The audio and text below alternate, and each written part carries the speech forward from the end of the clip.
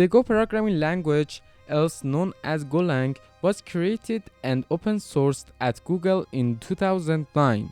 In addition to Google, companies like SoundCloud, BBC, and YouTube use this language for designing backend systems. One could say that Go combines the power and speed of a language like C with the simplicity and ease of a language like Python. Therefore, it's capable of covering a wide range of programs, for system programs to simple few lines programs. This general-purpose language with advanced features and clear language syntax is well documented due to its support for various platforms and powerful libraries. With a focus on software engineering principles, Go is considered one of the best language to learn as a first programming language.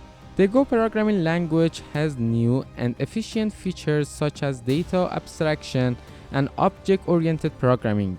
It also has an automatic memory management system called garbage collection.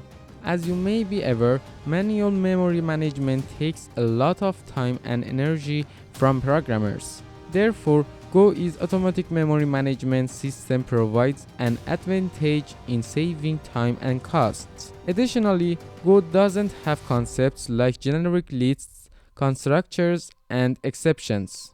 The lack of support for inheritance in Go makes the process of editing code easier. For example, in other languages like Java or Python, if class ABC inherits from class XYZ, changes need to be made in class XYZ. Consequently, all classes that inherit from class XYZ will else need to be modified.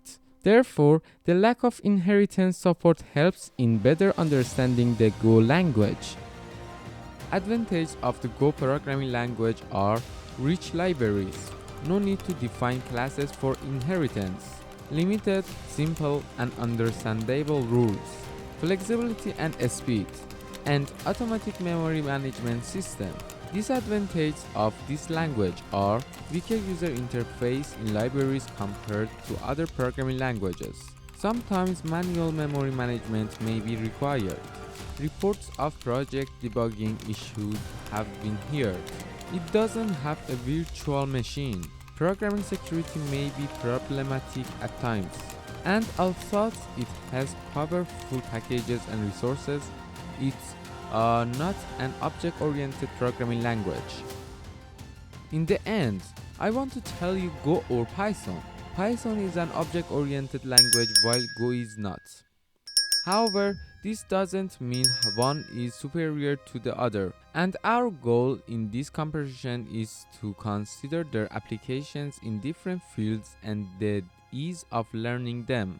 Both Go and Python programming languages are simpler compared to other high-level languages like Java and C++.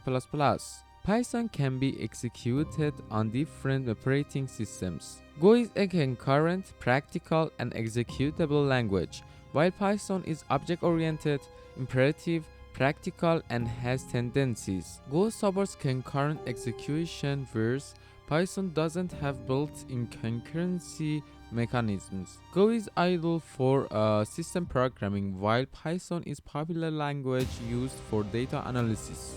Else, Go doesn't support inheritance.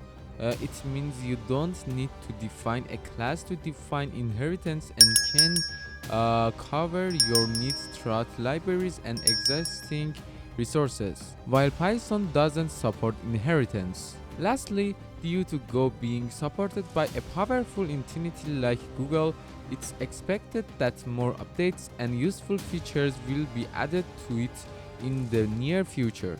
Additionally, both small and large companies have embraced this programming language, which has received very positive reception compared to other programming languages due to its novelty. Now, tell me, with all these interpretations, do you consider using the Go programming language for your projects or do you avoid it?